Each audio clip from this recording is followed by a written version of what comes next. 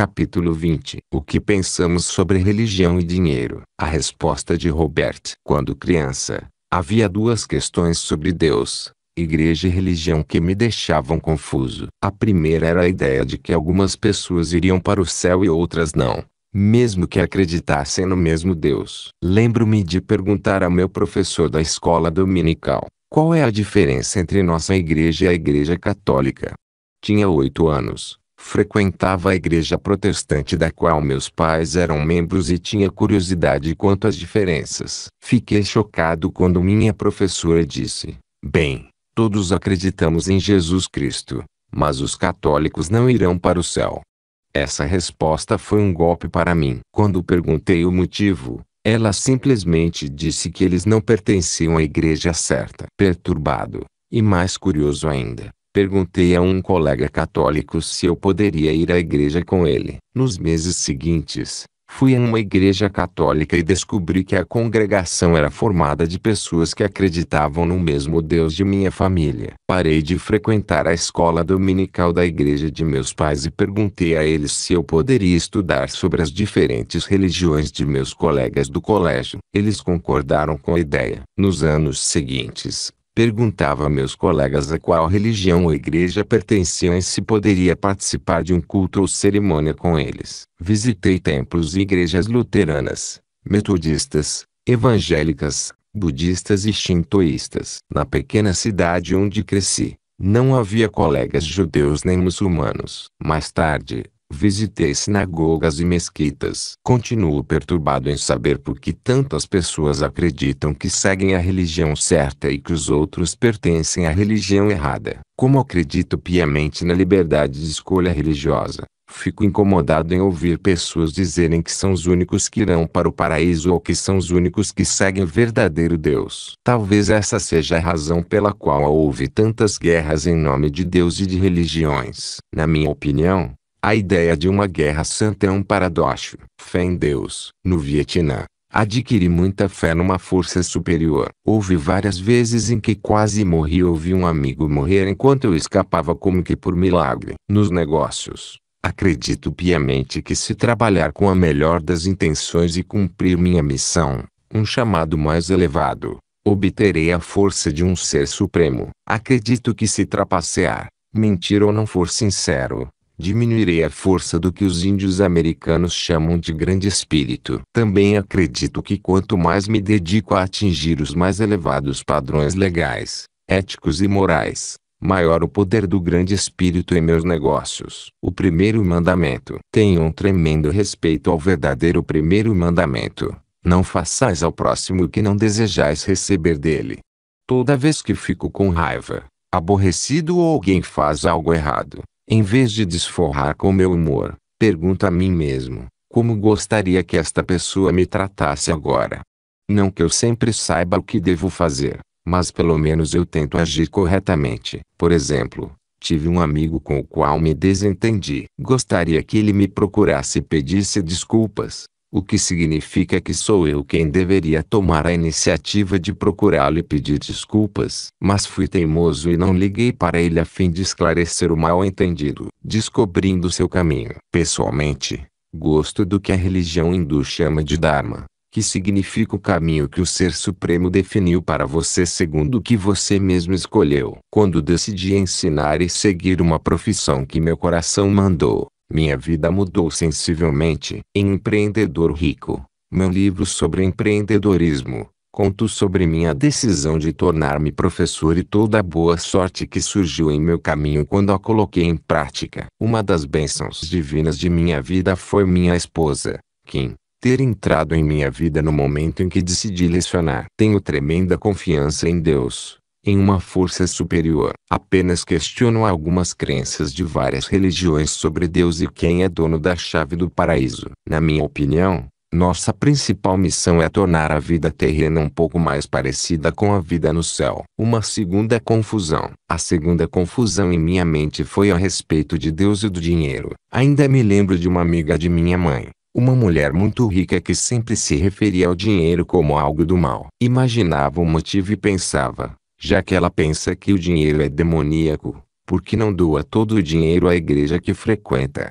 Eu não sabia se era uma atitude anti-Deus querer ficar rico. Questionava também se os pobres iriam para o céu e os ricos não. Essa confusão entre Deus e o dinheiro me perseguia. Descobri a resposta num acampamento de verão da igreja. Convidaram um jovem ministro para participar do acampamento. Ainda me lembro do dia em que ele entrou no camping. Todos os outros líderes mais velhos bufavam enquanto ele atravessava o campo com um violão a tiracolo, usando calças jeans, camiseta e botas de cowboy. Deixe-me lembrá-lo de que isso aconteceu no Havaí, no início dos anos 1960, e que as únicas pessoas que se vestiam assim eram os delinquentes juvenis dos filmes. Naturalmente, as crianças gostaram dele imediatamente. Em vez de dar sermão e dizer o que deveríamos ou não fazer, ele nos levou a cantar e dançar. Em vez de fazer com que nos sentíssemos incomodados ou culpados, ele nos ensinou a nos sentirmos bem conosco. O ministro-chefe da igreja parecia um pau de sebo com vestido. Costumava nos alertar com irritação sobre os possíveis pecados da carne. Então,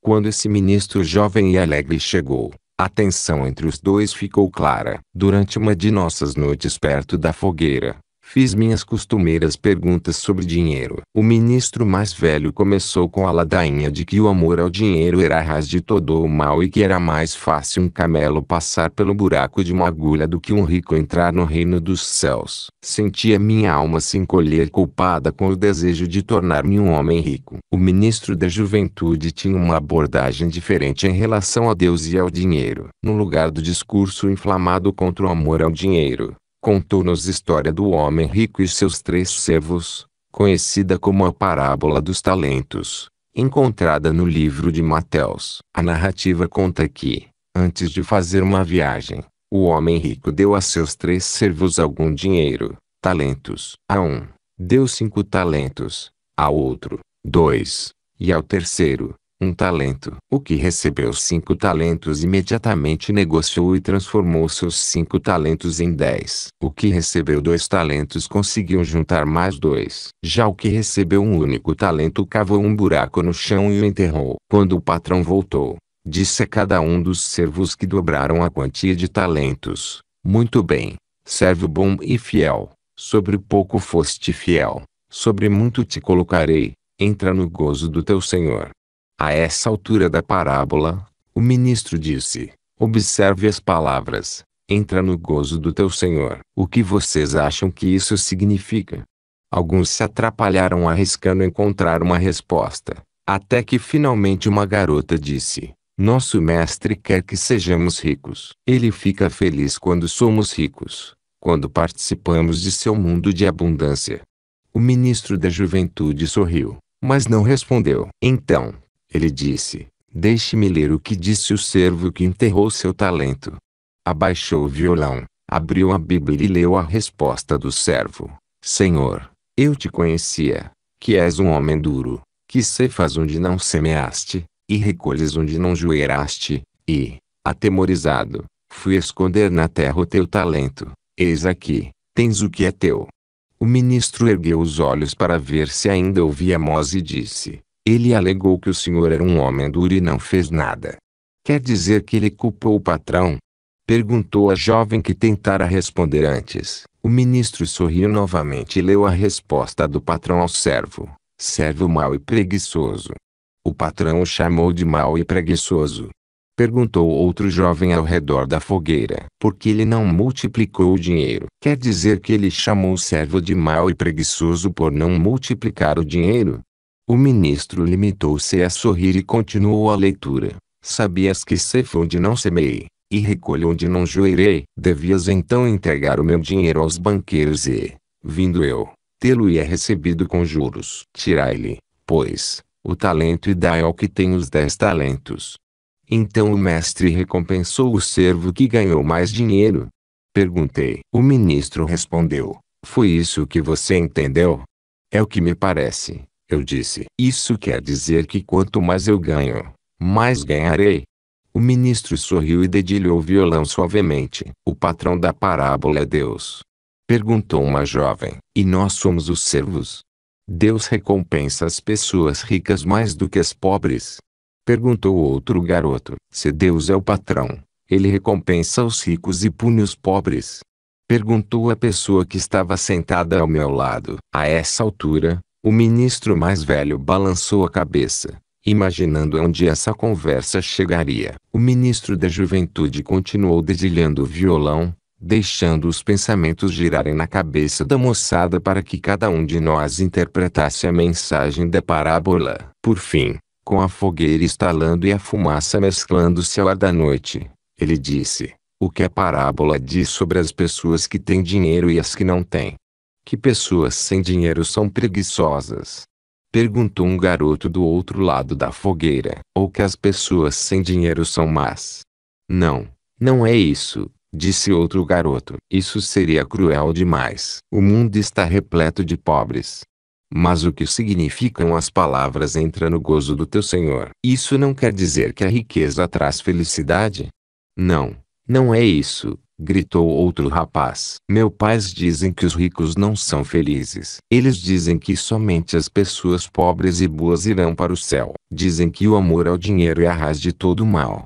Ok, disse o ministro, acalmando os ânimos depois do polêmico argumento. Deixem-me terminar a leitura.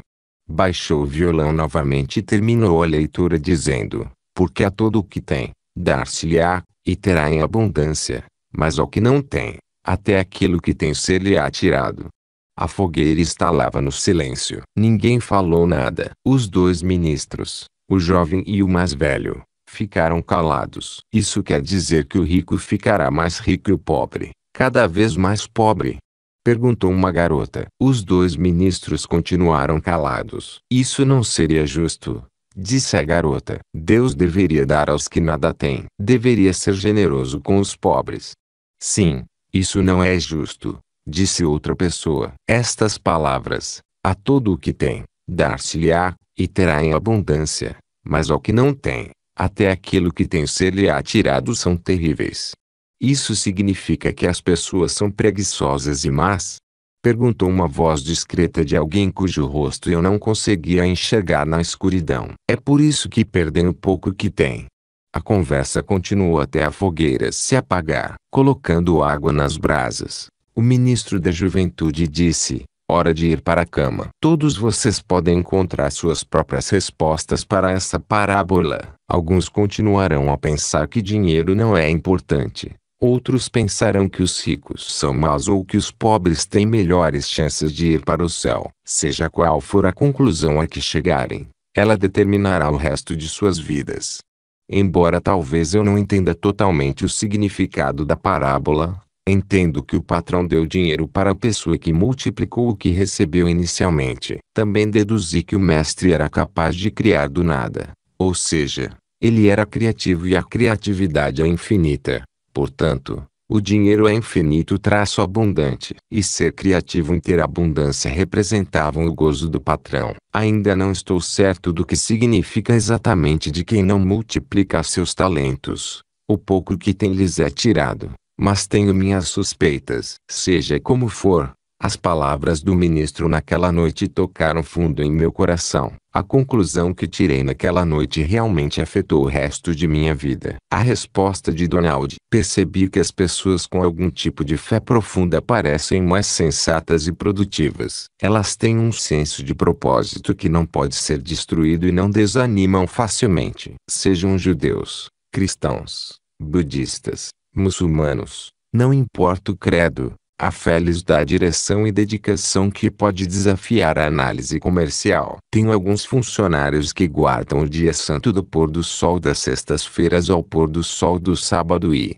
portanto, precisam sair do escritório mais cedo. São indivíduos trabalhadores e eu respeito sua dedicação e observância fiel. Nunca acreditei que a prosperidade fosse algo ruim ou que devêssemos fugir dela. Donald J. Trump. Quando viajam comigo, Chego a programar o voo em meu jato para chegar a tempo de cumprirem as exigências religiosas das sextas-feiras. Eles têm suas prioridades e eu posso sacrificar algumas horas no escritório para esse fim. Sei que são dedicados e que não estão à procura de uma horinha extra de descanso. Fui criado em uma família cristã e ensinado a respeitar as crenças dos outros. Todos nós sempre tivemos amigos de diferentes credos, e isso aprimorou nosso entendimento do mundo e das pessoas. E esse entendimento pode substituir o ódio e ser uma saída para algumas das guerras que este planeta tem de suportar. Vivo recebendo bíblias das pessoas, às vezes, porque elas acham que sou um professor, e outras porque pensam que preciso delas. Sei que já fui contra alguns dos ensinamentos, a saber, porque dizem que devemos ferrar os outros antes que eles ferrem você. Isso não é exatamente o seguir a lição de dar a outra face que todos já ouviram falar, mas trata-se da natureza do ramo de negócios em que atuo. Em muitos casos, sigo alguns preceitos de sabedoria bíblica de meu agrado, como sede prudentes como as serpentes e simples como as pombas. Isso mantém meu autocontrole e acrescenta-me uma boa dose de inteligência. Certamente, não sou perito no assunto, mas posso ver como as pessoas podem passar décadas estudando a Bíblia. Esse livro sagrado traz muita sabedoria, ensinamentos e um imenso conteúdo histórico a aprender. Como meu pai era amigo do Dr. Norman Vincent Peale, pude conhecer o autor e o famoso livro O Poder do Pensamento Positivo, que recomendo até hoje. O Dr. Peale não está mais entre nós, mas sua esposa, Ruth, completou 100 anos em setembro de 2006. Ter fé significa acreditar em uma força acima de nós. Estou certo da existência de um poder superior. Essa ideia me dá a força para perseverar em cada circunstância. É um dom imprescindível que os líderes têm. Eles sabem que não são oniscientes nem onipresentes, mas fazem o melhor que podem pelas pessoas que os cercam e tentam ao máximo ter o panorama geral em mente ao tomar decisões. Costumo olhar para um quadro que tenho de uma galáxia, porque isso me mantém focado na pequenez de meus problemas diante dos problemas do universo. Essa imagem me dá perspectiva e, de repente, não me sinto pressionado. Mantenho-me responsável por minha família, meus funcionários, meus negócios, mas sei que, enquanto tiver fama e sucesso, haverá uma força muito superior à minha. A fé nos mantém confiantes e humildes ao mesmo tempo. Sua resposta: o que você pensa sobre religião e dinheiro? Como suas crenças religiosas afetam o que você sente em relação ao dinheiro? Sublinhando, você acredita que vivemos em um mundo de abundância ou de escassez? Sublinhado.